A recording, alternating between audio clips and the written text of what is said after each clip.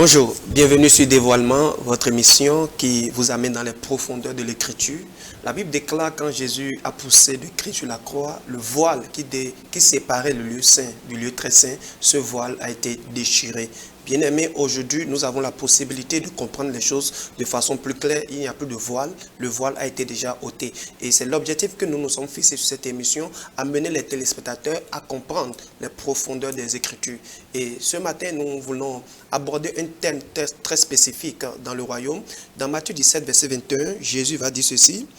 Matthieu 17, 21, la Bible dit « Ce type de démon ne sort que par le jeûne et la prière. » Il y a des types de démons dont la Bible a parlé, que la Bible dit que ce type de démons ne sont que par le jeûne et la prière. Le jeûne, c'est un thème que la Bible aborde depuis l'Ancien Testament et aussi dans le Nouveau Testament. Mais qu'est-ce que ça veut dire réellement le jeûne? Est-ce que jeûner dans l'Ancien Testament veut dire la même chose que jeûner dans le Nouveau Testament? Et aujourd'hui, le thème, c'est le jeûne.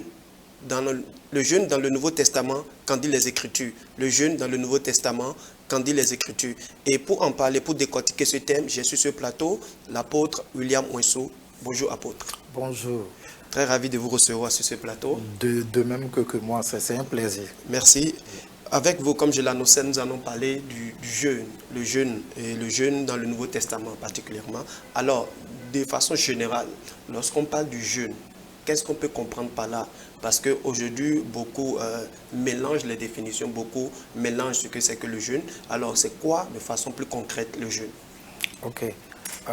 D'abord, je vous salue. Je salue les autorités d'Évangélique TV. En l'occurrence, le directeur. Je salue aussi tous les téléspectateurs qui sont en train de nous suivre. Que la grâce de Dieu soit avec nous et que le Seigneur nous donne la grâce de pouvoir entrer dans les profondeurs de sa parole. Amen. En ce qui concerne le jeûne, je voudrais qu'on mette d'abord une différence entre le jeûne et le carême. Voilà. Très bien. Le jeûne est biblique. Le carême est religieux.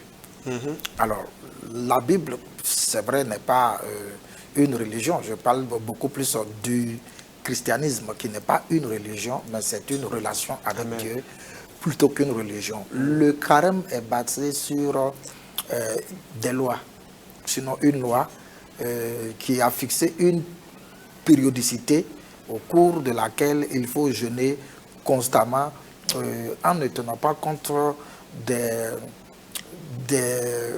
réalités spirituelles, et des valeurs intérieures et morales. Donc ça, c'est le carême. En ce qui concerne le jeûne, il s'agit d'une cessation de nourriture ou d'eau, partielle ou totale, dans le cadre de vaquer à une activité spirituelle pour beaucoup plus se rapprocher de Dieu. Alors le jeûne est particulier, est différent du carême dans ce sens qu'il peut se faire sur l'initiative personnelle, une initiative personnelle, ou sur inspiration du Saint-Esprit, ou sur l'organisation d'une église locale. Voilà, donc quant au carême, c'est un programme prédéfini qui est observé chaque année. Voilà, c'est ce qui fait la différence entre les deux. Et voilà ce qu'on peut dire un peu par rapport au jeûne. Déjà, j'ai aimé le fait que vous avez fait la différence entre le jeûne et le carême. Parce que nous voyons beaucoup de religions aujourd'hui qui ont des temps précis où, à ces moments, tout le monde doit jeûner. Ça, c'est une religion. Oui. C'est différent du jeûne qu'on peut commencer à tout moment, ça peut être une initiative personnelle. Oui. Alors, dans votre définition par rapport au jeûne, vous avez défini le jeûne comme une cessation de nourriture. Oui. Je voudrais demander, est-ce que le jeûne ne concerne que la nourriture? Est-ce que quelqu'un ne peut pas se lever pour dire, bon, moi je mange, mais je me prive de autre chose à part la nourriture? Est-ce qu'on peut parler de jeûne dans ce cas où ça ne concerne que la nourriture? Oui, le jeûne ne concerne pas que la nourriture, parce que l'apôtre Paul va nous dire dans 1 Corinthiens chapitre 7 qu'au sein du couple, lorsque le couple se prive des relations sexuelles, c'est pour se rapprocher beaucoup plus de Dieu dans une consécration. Donc il s'agit aussi du jeûne. Donc en jeûnant, non seulement on s'abstient de la nourriture physique, mais on s'abstient aussi, quand on est en couple, voilà, des activités sexuelles pour pouvoir beaucoup plus se rapprocher de Dieu. Donc le jeûne n'est pas lié seulement qu'à la nourriture, mais il est lié aussi, quand on est en couple, à la sexualité.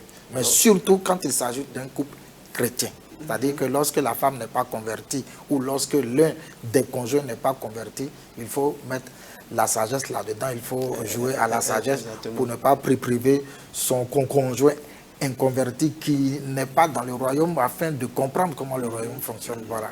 Donc ça veut dire qu'on peut décider en couple que sur telle période, nous cessons, nous privons du cesse, parce qu'on veut plus se rapprocher de Dieu, on veut se consacrer. Ça, c'est aussi le jeûne. Alors, quelles sont les raisons qui doivent pousser quelqu'un à jeûner? Pourquoi nous devons jeûner? Il est important de jeûner. J'ai noté 6 raisons pour lesquelles le chrétien doit jeûner. Parce que c'est très important de jeûner.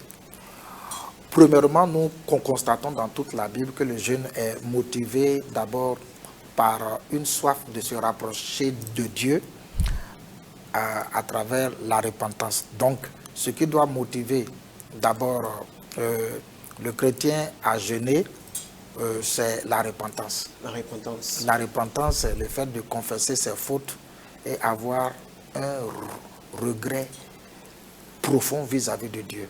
Et il faut accompagner cela du jeûne lorsque cela est nécessaire. Donc ça, c'est une des raisons pour lesquelles alors, les chrétiens jeûnent aujourd'hui, ou depuis l'Ancien Testament, les Juifs jeûnaient, c'était dans le cadre de se repentir.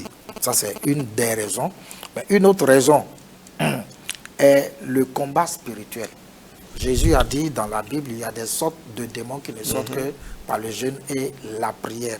Lorsqu'on est confronté à des forces obscures, lorsqu'on est confronté à des autels, à des attaques, tout ça, donc il faut associer le jeûne à cette prière de combat spirituel pour donner plus de poids à son autorité spirituelle afin de renverser les forces des ténèbres. Donc cela est très important, selon le Seigneur Jésus, d'ajouter le jeûne aux prières qu'on adresse dans le cadre du combat spirituel. Donc c'est pour cela que le jeûne est important et le chrétien doit jeûner parce qu'il doit combattre l'ennemi et avoir la victoire. Bon, nous avons des exemples dans la Bible, depuis l'Ancien Testament jusqu'au Nouveau Testament. Dans l'Ancien Testament, au temps du roi Josaphat qui faisait face à des ennemis, il a dû entrer dans la maison de Dieu pour jeûner avec le peuple de Dieu afin que Dieu puisse leur donner la victoire. Et comme il est dit dans Hébreux chapitre 10 que les choses de l'ancienne alliance, de l'Ancien Testament étaient une image ou sont une image des choses du Nouveau Testament. Alors dans l'Ancienne Alliance, les peuples ennemis étaient physiques. Mais dans le Nouveau Testament, l'apôtre Paul nous dit, désormais ce n'est pas contre la chair et le sang qu'il faut lutter, mais contre les forces des ténèbres. Donc ça veut dire que Josaphat, lui, il a prié quand il faisait face aux Philistins, et donc il a dû jeûner pour avoir la victoire. Mais dans notre cadre, aujourd'hui, dans le cadre de la Nouvelle Alliance, nous avons affaire aux esprits démoniaques dans le cadre du combat spirituel. Et il faut jeûner pour affronter certains types de démons. La Bible nous apprend aussi qu'il faut jeûner pour soumettre ses projets à Dieu. Il faut jeûner pour soumettre ses projets à Dieu. Nous voyons dans le cas d'Esdras, qui avait pour mission de reconstruire le temple de l'Éternel. Il a dû organiser une séance de jeûne et prière pour avoir la direction de Dieu, pour soumettre son projet à Dieu, non seulement le projet de voyage, mais également le projet de construction, de la reconstruction du temple de Jérusalem à Dieu. Donc, il est important de jeûner quand on a en vue des défis, quand on a en vue des projets qu'on veut réaliser, parce qu'on ne sait les ennemis qui sont tapis dans l'ombre et qui opèrent, qui avortent les projets que nous avons. Donc, il faut jeûner. Cela est situé dans Esdras, chapitre 8, verset 21 au verset 23. Et nous voyons comment Dieu a exaucé les prières d'Esdras dans Esdras, chapitre 8, verset 31 au verset 32. Si vous permettez, on peut lire. Ok, Esdras, chapitre 8, verset 21. Esdras chapitre 8, verset 21. La Bible dit ceci. Là, près du fleuve d'Arava, je publiai un jeûne d'humiliation devant notre Dieu, afin d'implorer de lui un heureux voyage pour nous, pour nos enfants et pour tous ceux qui nous appartenaient. Le verset 22. J'aurais eu honte de demander au roi une escorte de cavaliers pour nous protéger contre l'ennemi pendant toute la route, car nous avons dit au roi, la main de notre Dieu est pour leur bien sur tous ceux qui le cherchent, mais sa force et sa colère sont pour ceux qui l'abandonnent. Voilà. Donc ici, nous voyons que Esdras avait un projet de voyage. Il devait se déplacer avec beaucoup de biens matériels, de l'or, diamants, etc. Les ustensiles et les instruments pour la construction, la reconstruction du temple de Jérusalem. Donc c'était un voyage à grand risque. Donc il fallait soumettre cela à Dieu pour obtenir la protection de sa part afin d'atteindre sa destination. Donc il est important de jeûner lorsqu'on a un projet important devant soi afin que Dieu puisse intervenir. Voilà. Oui. Ça, c'est la troisième raison. Voilà, là, c'est la troisième raison pour laquelle nous devons jeûner. La quatrième raison, il faut jeûner pour se consacrer à Dieu. La consécration a besoin de jeûne. Se consacrer, c'est se mettre à part et se dédier entièrement à Dieu. C'est se dévouer entièrement à Dieu. Or, la chair s'oppose au fait qu'on puisse se consacrer totalement à Dieu. Jésus va dire, l'esprit est bien disposé, mais la chair est faible. Au juste, le jeûne ne modifie pas les pensées de Dieu envers nous. Le jeûne n'est pas utilisé pour corrompre Dieu, mais le jeûne, c'est un moyen par lequel on humilie la chair pour se mettre dans des bonnes dispositions favorables à développer une communion intime avec Dieu. Donc, à travers le jeûne, donc, on peut vaincre la chair, surmonter la chair, parce que le Seigneur même, Jésus va dire, veillez et priez afin de ne pas tomber dans la tentation. Donc, lorsqu'on prie assez, accompagné du jeûne, alors cela nous donne une victoire sur la chair. Donc, dans le cadre de sa consécration à Dieu, il faut passer le temps dans le jeûne. Nous voyons que Néhémie, en son temps, a dû se consacrer à Dieu avec le peuple. Ils se sont consacrés à Dieu à travers un jeûne. Dans Néhémie chapitre 9, verset 1 au verset 3, alors ils se sont consacrés à Dieu pour se dédier totalement, se dévouer totalement à l'œuvre de Dieu, afin que leur vie, leurs œuvres et tout soit agréable à lui. Voilà. Donc ça, c'est la quatrième raison pour laquelle nous devons jeûner. Alors, nous avons une cinquième raison pour laquelle nous devons jeûner. Comme nous l'avons dit, l'esprit est bien disposé, mais la chair est faible.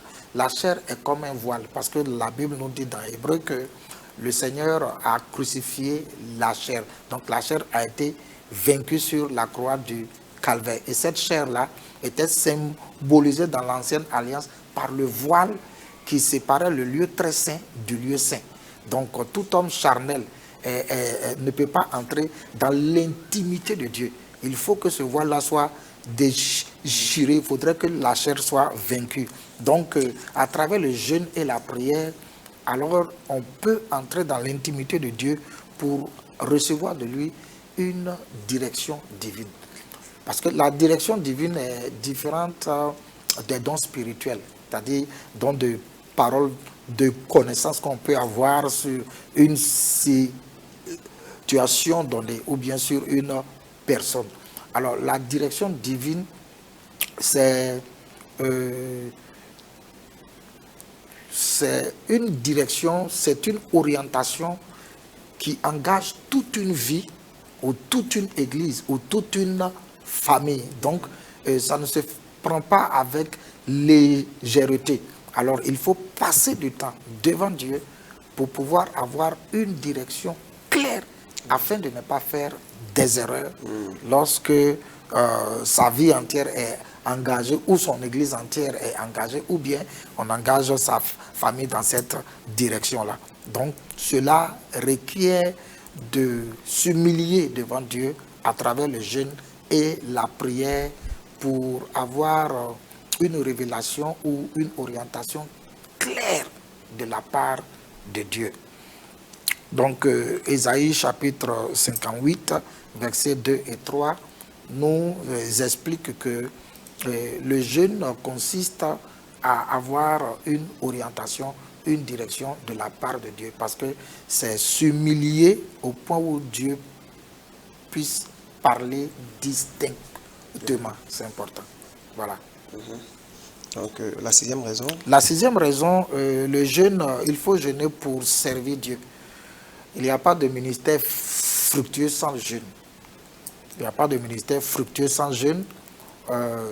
Quel que soit le ministère qu'on rend dans le corps de Christ ou dans la maison de Dieu, que ce soit un ministère de base, j'appelle ministère de base toute activité que peut accomplir un enfant de Dieu dans la maison de Dieu, telle que l'intercession, l'évangélisation, les offrandes, les dons, tout ça là sont des ministères de base. Donc, un chrétien à qui on a confié une responsabilité ou qui travaille dans la maison de Dieu ou qui essuie même la maison de Dieu ou ordonne les choses dans la maison de Dieu doit accompagner son ministère par le jeûne, parce que Dieu veut que tout soit dirigé par son esprit.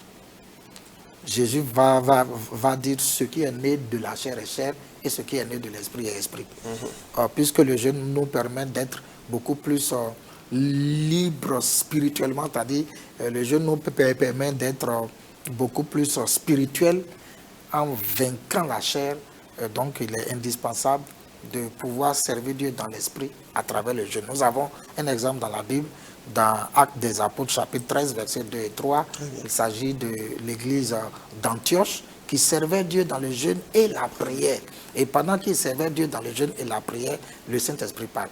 Mettez-moi à part Paul et Barnabas pour l'œuvre pour laquelle je les ai appelés. Donc, étant dans le jeûne et la prière, ils ont eu une direction claire de Dieu pour accomplir la mission apostolique que Dieu souhaitait à l'égard de Paul et Barnabas. Donc le jeûne permet de servir Dieu dans sa volonté. Notre jeûne permet de discerner ou d'avoir la révélation de la volonté de Dieu pour servir Dieu selon son cœur. Cela est important. Voilà. Donc voilà de façon ramassée ce que je pourrais dire en ce qui concerne les raisons pour lesquelles un enfant de Dieu doit jeûner. Alors, que pensez-vous de ceux qui disent aujourd'hui que nous ne sommes plus à un temps où il faut forcément jeûner parce que le jeûne, c'est de l'Ancien Testament. Que pensez-vous de ça? Oui, bon, ceux qui ont ce raisonnement, je crois qu'ils ne lisent pas toute la Bible. La Bible n'est pas que l'Ancien Testament. La Bible, c'est l'Ancien Testament et le Nouveau Testament. La Bible est un ensemble de préceptes, de règles, mais aussi d'histoire. La Bible, c'est un ensemble d'histoires. Et la Bible aussi, c'est un ensemble de lettres ou d'ordonnances. Donc, quand on lit toute la Bible, on voit que Dieu nous a donné des histoires comme modèle à suivre ou à ne pas suivre. Lorsqu'on jette un coup d'œil dans l'Ancien Testament, ceux qui ont marché avec Dieu, tels que les Moïse, qui ont marché avec Dieu, ils ont dû jeûner pour avoir les révélations sur les 10 commandements, etc. Celui qui est notre modèle par excellence dans la Nouvelle Alliance, c'est Jésus-Christ. Avant de commencer son ministère, il jeûna 40 jours et 40 nuits afin d'avoir une précision sur son ministère.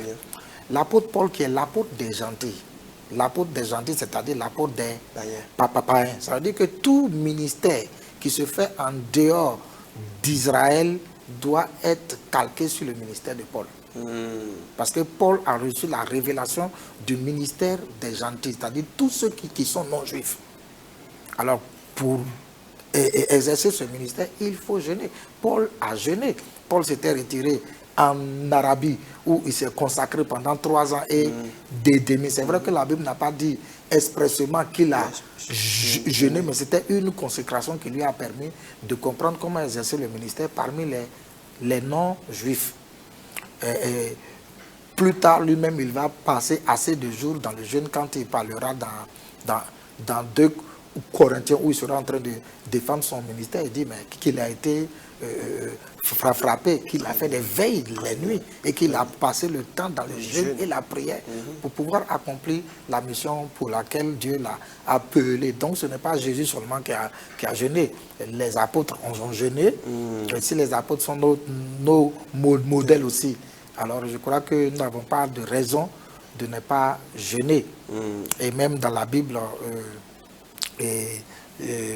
Jésus, les disciples de Jean vont poser la question à Jésus de savoir pourquoi ses disciples ne jeûnaient-ils pas. Pourquoi ces disciples, ça c'est dans Luc chapitre 5, voilà pourquoi ces disciples ne jeûnaient-ils pas, et il leur a dit c'est parce que il était avec eux. Lui, en tant qu'époux, il était avec les amis. Parce que le jeûne au juste nous rapproche de Dieu. Donc le jeûne nous rapproche de Dieu. Donc ça veut dire que puisque Dieu était là, alors ils n'ont plus besoin de jeûner. Le jeûne va s'arrêter lorsque on sera face à face avec Dieu. Lorsqu'on sera dans la présence de Dieu, on n'aura plus besoin de jeûne. Donc Jésus a dit quand le pleur sera enlevé, ils jeûneront aussi. Ça veut dire que le poids était déjà enlevé. Le poids était déjà enlevé. Le poids est enlevé et aujourd'hui, on ne le voit plus avec les yeux aujourd'hui. Donc c'est à travers le jeûne qu'on peut intensifier la présence. On peut se rapprocher beaucoup plus de Dieu pour sentir sa présence. Voilà pourquoi dans le Nouveau Testament, ou en tant que chrétiens aujourd'hui, nous devons continuer à jeûner. Alors, comment nous devons jeûner dans l'Ancien et dans le Nouveau Testament? Parce que dans l'Ancien Testament, comme vous venez de le dire, nous avons vu les gens comme David, les gens comme Moïse, des fois, et ils se mettent des sacs, ils se couchent dans des cendres. Ça, c'est leur manière de jeûner. Est-ce qu'aujourd'hui, dans le Nouveau Testament, il faut faire la même chose? Comment nous devons jeûner aujourd'hui dans la Nouvelle Alliance? Oui, dans la Nouvelle Alliance, le jeûne de la Nouvelle Alliance est différent de celui de l'Ancien Testament. Dans l'Ancien Testament, Christ n'était pas en eux, il n'était pas né de nouveau. Donc le jeûne était une pratique qui amenait Dieu à leur faire du bien, qui amenait Dieu à se rapprocher d'eux. Mais aujourd'hui, on ne peut plus amener Dieu à soi à travers le jeûne parce que Dieu est en nous. Amen. Voilà, donc Dieu est en nous, celui qui est né nouveau, Christ est en lui, il a le Saint-Esprit. Donc le jeûne de la Nouvelle Alliance, c'est un jeûne qui met le chrétien dans des conditions favorables. C'est-à-dire, le jeûne du chrétien n'affecte pas Dieu, mais ça l'affecte lui-même. Parce que ça le met dans de bonnes conditions d'humiliation afin de lui permettre de pouvoir développer cette relation avec Dieu. Voilà. Apôtre, toutes mes excuses, je voudrais que vous précisiez ce que vous venez de dire, parce que c'est vraiment là la confusion en fait. Beaucoup pensent qu'au travers du jeûne, on peut forcer la main à Dieu, au travers du jeûne, on peut amener Dieu à fléchir devant notre volonté. Et vous venez de le dire que le jeûne ne force pas la main à Dieu en fait, mais le jeûne permet... le jeûne n'affecte pas Dieu, mais le jeûne, ça crée une atmosphère autour du chrétien, une atmosphère pour recevoir quelque chose de Dieu. Donc je crois que c'est très important que nous comprenions ça comme ça. Ce n'est pas parce que vous avez décrété 3 jours, 4 jours que Dieu est obligé de céder devant votre jeûne, mais le jeûne crée simplement autour de vous une atmosphère pour recevoir des directives de Dieu et permet à Dieu d'intervenir dans votre vie. C'est très important.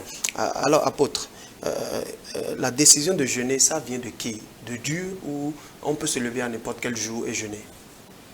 Oui, la décision de jeûner peut venir de Dieu comme elle peut venir de nous-mêmes. C'est-à-dire elle peut être aussi une décision personnelle. Elle vient de Dieu lorsque le Saint-Esprit inspire. Très bien. Donc le Saint-Esprit peut demander, tel que nous l'avons vu dans la Bible, après son baptême, quand Jésus est sorti de l'eau, c'est le Saint-Esprit qui l'a poussé dans le désert afin de jeûner. Donc le Saint-Esprit peut pousser des enfants de Dieu à jeûner pour telle ou telle raison.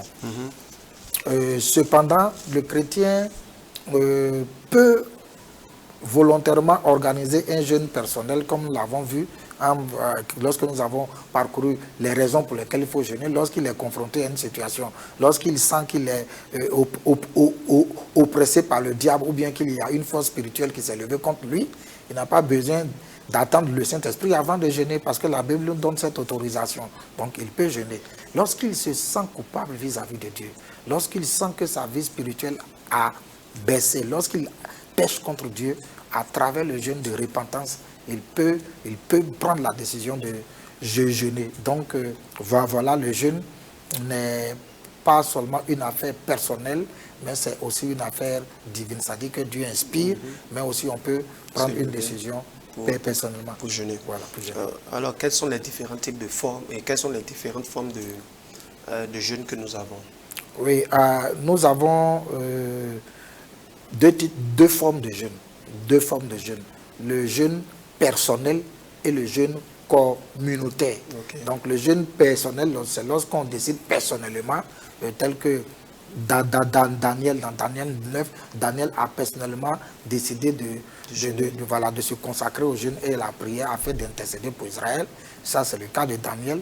Mais nous avons dans la Bible où Esther va demander à tout le peuple d'Israël, à Mardokhée et à tout le peuple de jeûner, prier pendant 3 jours. Et nous voyons également avec le roi de Ninive qui va décréter un jeûne pour toute une ville, voilà, tout le peuple jusqu'aux animaux. Là, c'est le jeûne communautaire. C'est le jeûne communautaire. Donc, nous respectons le jeûne communautaire et les chrétiens aussi doivent le comprendre. Lorsque le pasteur décrète un jeûne communautaire dans l'église, le chrétien ne doit pas se mettre en déphasage de ce programme parce que le pasteur est inspiré par Dieu pour atteindre un but. Donc le chrétien doit participer à ce jeûne-là organisé par son église. De même, lorsqu'il a lui-même envie de jeûner personnellement, il peut le faire également. Okay. Voilà, voici les deux formes de jeûne voilà. que nous avons. Combien de jours doit normalement durer un jeûne? La durée du jeûne dépend de la raison pour laquelle on jeûne. Et ça dépend aussi de la direction du Saint-Esprit.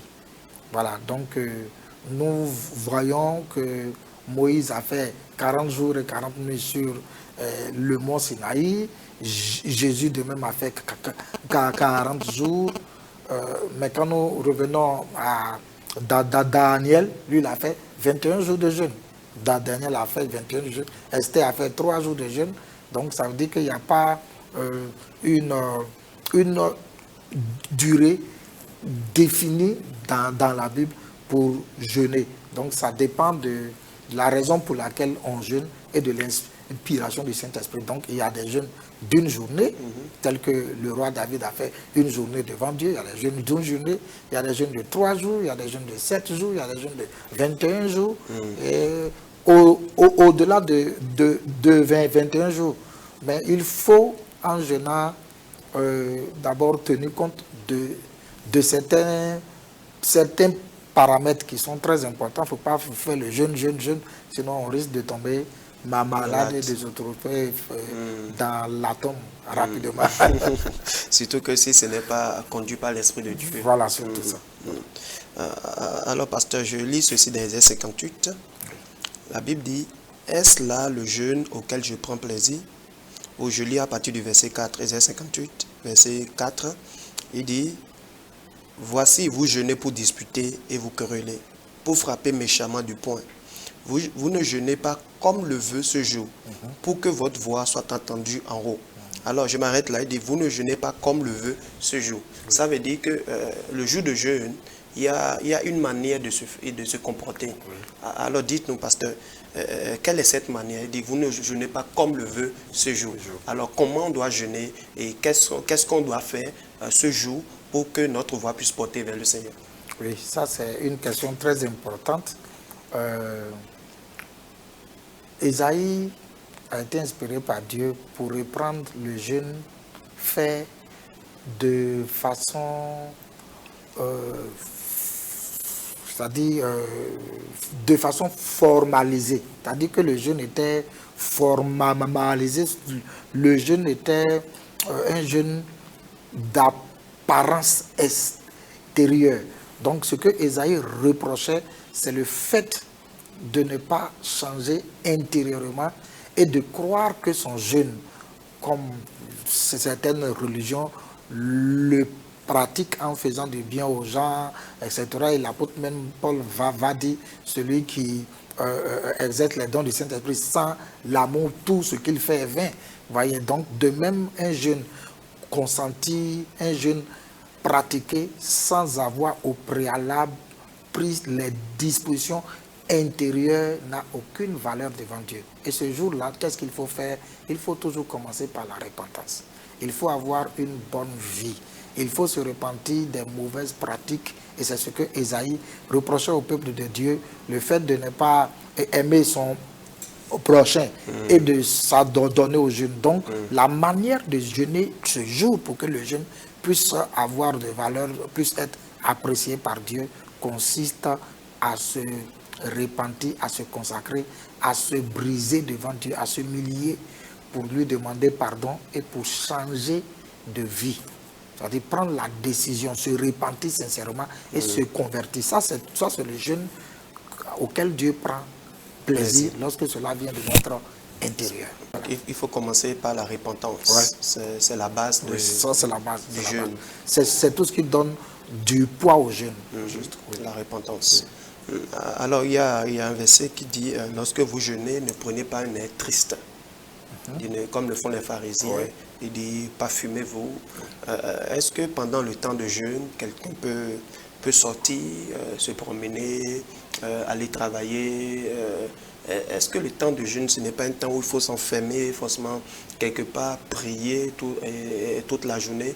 Ou pendant qu'on jeûne, on peut se priver de nourriture, sortir, faire nos activités habituelles?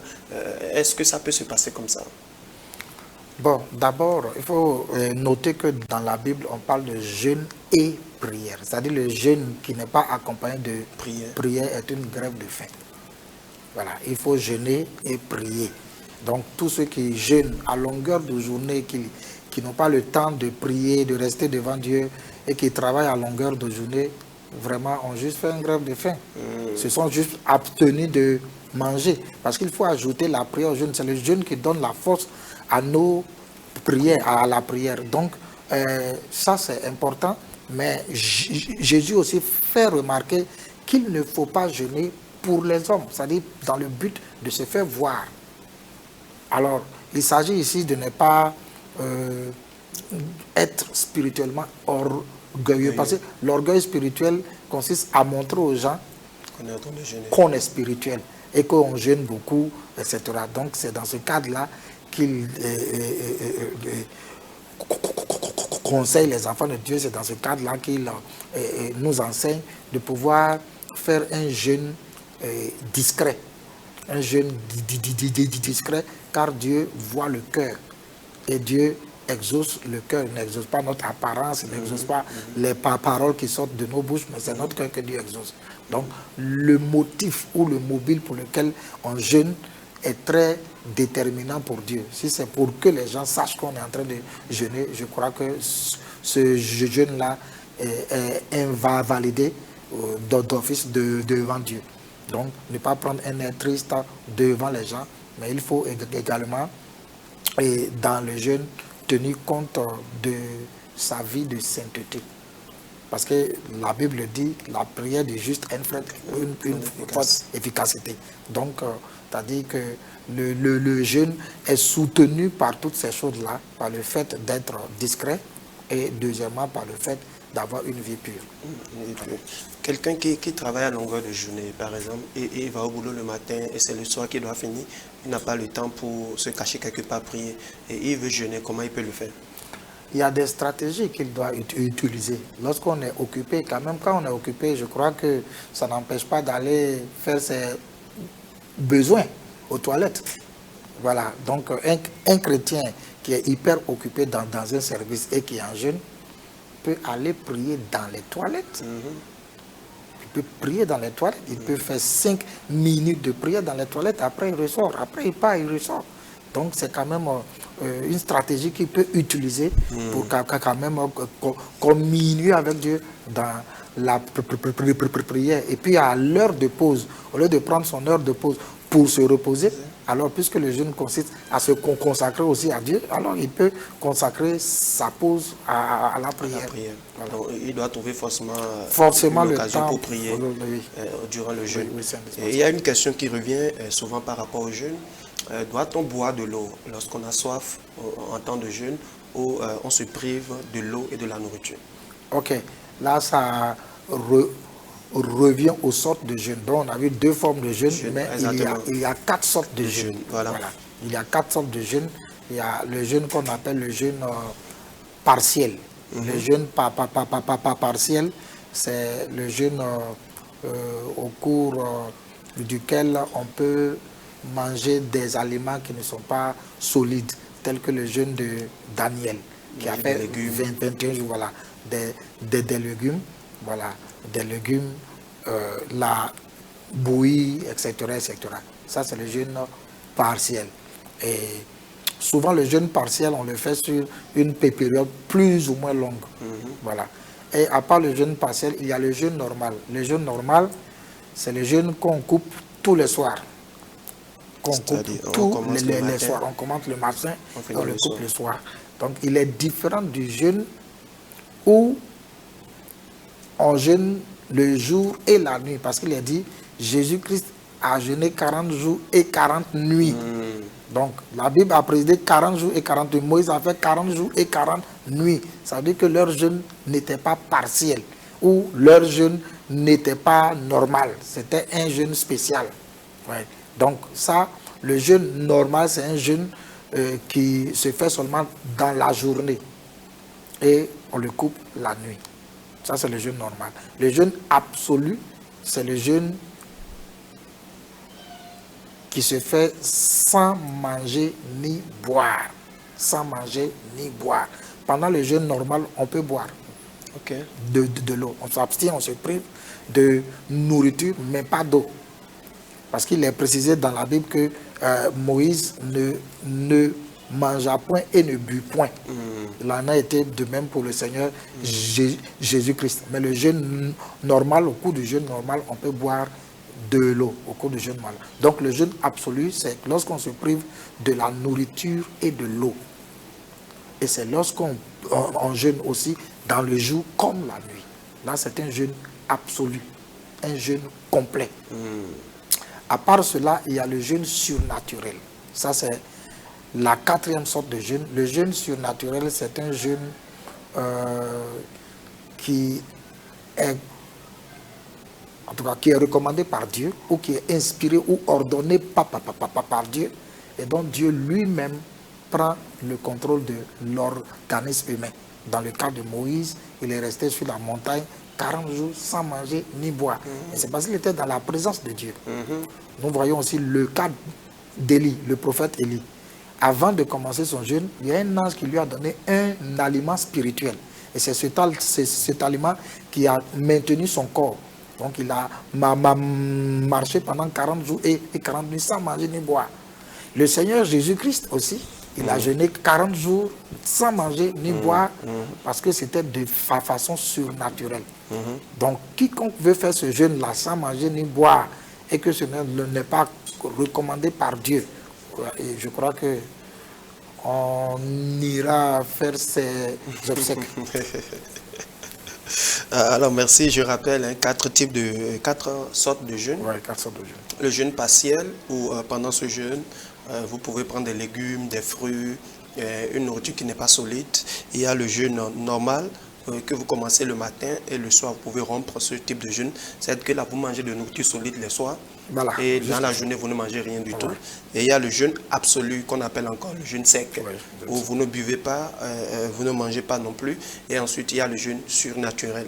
Et ce n'est pas parce que Moïse a fait 40 jours, 40 nuits qu'il faut aussi copier ça. Il faut que cela soit sur instruction divine, parce que ça, c'est de façon vraiment surnaturelle. Alors, apôtre, pendant que nous allons vers la fin de cette émission, dites-nous quels sont les avantages du jeûne. Quand quelqu'un jeûne, quels sont les avantages que cela procure? Oui, il y a des avantages liés au jeûne. Le premier avantage, le jeûne nous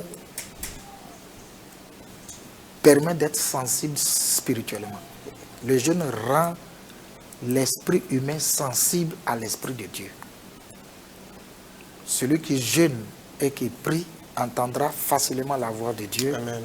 Et peut développer les sens spirituels. Ça, vous savez que l'esprit humain, on doit comprendre le fonctionnement de l'être humain. L'homme a un esprit, un corps, une âme. Donc, l'esprit aussi a des fonctions. Voilà. Donc, lorsqu'on est en relation avec Dieu, et cette relation, c'est une relation entre esprit et esprit. Il est dit, oh, Dieu est esprit, et il faudrait qu'on l'adore en esprit, en vérité. Donc, Dieu communique avec notre esprit. C'est vrai que de façon souveraine, il ne peut pas parler à notre corps pour que nos oreilles l'entendent. Mais notre esprit a des oreilles spirituelles. Notre esprit a des yeux spirituels. Notre esprit a des sentiments spirituels. Et quand on n'est pas spirituel, par exemple, l'apôtre Paul était allé quelque part où il voulait faire l'évangélisation. Et la Bible dit que le Saint-Esprit l'a empêché. Il n'a pas eu de rêve, n'a pas eu de vision, n'a rien eu. Mais il a senti que le Saint-Esprit n'était pas d'accord. Et cette sensation qu'il a eue était au niveau de son esprit. C'est parce qu'il était sensible. Donc notre esprit a aussi une volonté spirituelle, un désir spirituel. Je prends le cas de la prophétesse Anne qui était à la maison. Elle a été poussée par le Saint-Esprit. Et puis il y a aussi Siméon, le souverain sacrificateur, qui a été poussé par le Saint. Donc il a eu un fort désir donné par l'Esprit pour aller au temple. Donc il est arrivé à faire la différence entre les désirs humains, des désirs venant de l'Esprit. Donc, quand on jeûne et prie et qu'on passe beaucoup de temps dans le jeûne et la prière, le jeûne libère l'esprit, rend sensible l'esprit de l'homme à celui de Dieu. Et cela permet d'entendre facilement la voix de Dieu, d'être orienté par lui. Ça, c'est le premier avantage du jeûne. Un autre avantage du jeûne, c'est l'activation de la puissance de Dieu. Voilà, c'est l'activation de la puissance de Dieu. C'est vrai que nous sommes baptisés du Saint-Esprit. Quand on vient à Jésus, on reçoit l'Esprit de Dieu en soi. Et le Seigneur Jésus, qui est notre modèle lui-même, le jour de son baptême, il a reçu l'Esprit.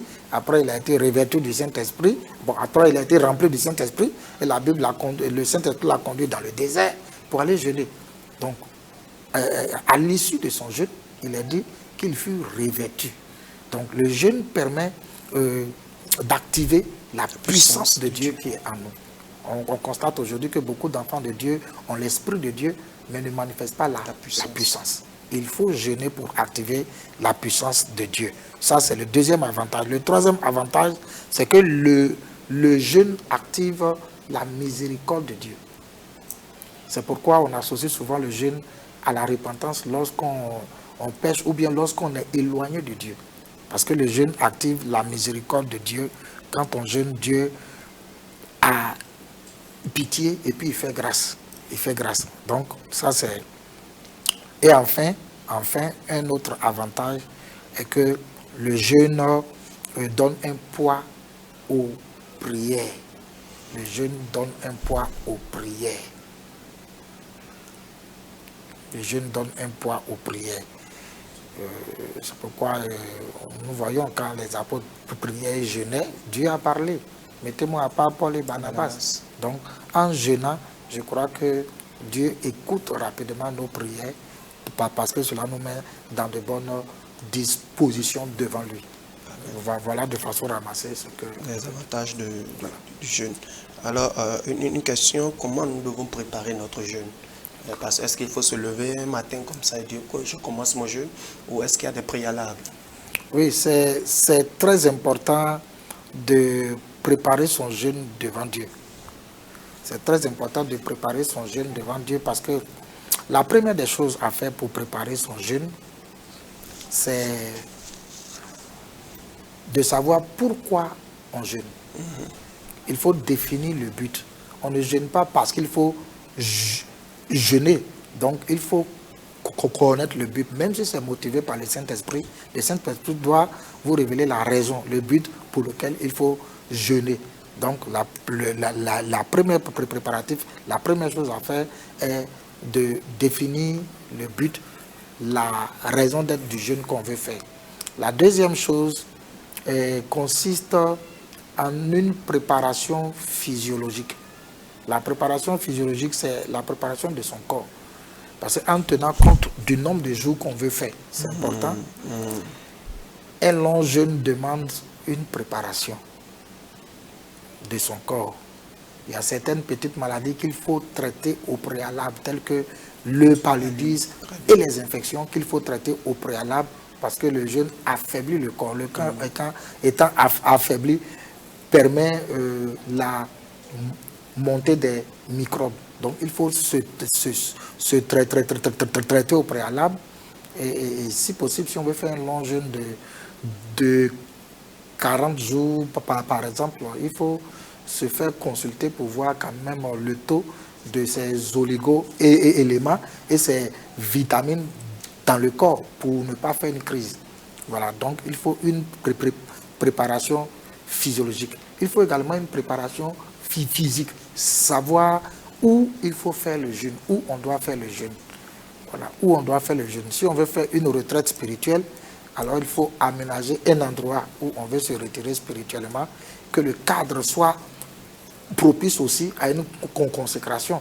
Parce que jeûner souvent à la maison, faire les longs jeûnes pour se rapprocher de Dieu à la maison, ce n'est pas chose facile parce que son épouse est là, madame est là, les enfants sont là, et puis si la chambre n'est pas loin encore de la cuisine, ce n'est pas chose facile. Donc il faut chercher un bon cadre pour pouvoir faire son jeûne afin d'atteindre les objectifs ou l'objectif pour lequel on jeûne. Amen. Voilà. Amen. Alors, pour finir, nous avons quelques questions des téléspectateurs. Quelqu'un qui a un problème de santé, l'ulcère par exemple, ou quelqu'un qui tombe vite malade et qui est sous médicaments, qu'est-ce que vous lui conseillez par rapport au jeûne? Doit-il cesser de jeûner ou il y a une stratégie pour pallier à ça? Oui, ça c'est une très belle question. Je crois que quelqu'un qui a l'ulcère ou le diabète par exemple, parce que les diabétiques ne doivent pas rester à jeun pendant longtemps. Donc quelqu'un qui a un problème de maladie qui ne lui permet pas de jeûner doit adopter une sorte de jeûne. C'est pourquoi il y a le jeûne partiel. Le jeûne partiel permet de prendre la bouillie, manger des aliments moins lourds afin de pouvoir jeûner. Dieu comprend la situation. Et il ne faudrait pas que nous soyons des fanatiques religieux afin de traîner des problèmes après. Voilà, comme conséquence de jeûne. On a appris et on a entendu des personnes qui ont jeûné sans tenir compte de ces réalités-là et qui ont ramassé des conséquences après. Amen. Voilà. Donc, alors une deuxième question, quelqu'un qui en plein jeûne sans la faim, c'est-à-dire il est arrivé à un niveau où je suppose qu'il devait finir le soir et il sent tellement la faim. Est-ce qu'il doit supporter ou pas peur de tomber, il peut manger et continuer le jeûne? Bon, ça c'est une bonne question. Il y a quand même des petits conseils qu'on peut donner dans ce cadre-là, parce que nous aussi, nous sommes pasteurs, nous sommes arrivés, on a fui à faire des jeûnes de 21 jours, etc. Donc, quelqu'un qui sent la faim en journée pendant qu'il est en train de jeûner doit boire de l'eau. Même s'il est en train de faire un jeûne sec, il doit boire de l'eau. Il n'a pas gâté le jeûne. Il n'a pas gâté le jeûne, il doit boire de l'eau parce que là, sa vie en danger. Voilà, sa vie en danger, il doit boire de l'eau. Et lorsque la faim continue, il doit boire de l'eau tiède. Voilà, quand on boit de l'eau tiède, je crois que ça calme la faim. Maintenant, s'il ne supporte pas du tout parce qu'il a l'ulcère, etc., il peut prendre un biscuit juste pour calmer la faim. Je crois que dans ce cas-là, Dieu comprend notre corps, il comprend notre organisme. Donc, ce n'est pas un péché qu'on commet contre Dieu. Mais ce qui est quand même important et ce qui est bien de faire, c'est le fait de boire de l'eau quand on a faim. En enfer. Oui, quand même. Alors, un chrétien qui n'arrive pas du tout à jeûner, il n'arrive pas à le faire, et il n'a pas cette capacité. Alors, qu'est-ce que vous lui conseillez? Toute chose s'apprend progressivement. S'il n'avait pas la capacité, il peut apprendre.